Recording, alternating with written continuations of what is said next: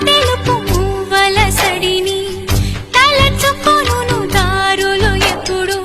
పగిలిపోయిన గాజుల అందము అరచేత వేడిని రేపే చెలియ చేని చేత ఒడిలో వాలి కథలను చెప్పు రాసి పెట్టలేదు తొలి స్వప్నం చాలులే ప్రియతమా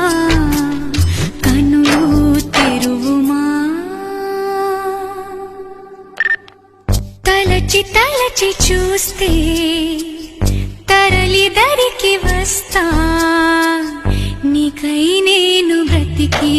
ఉంటిని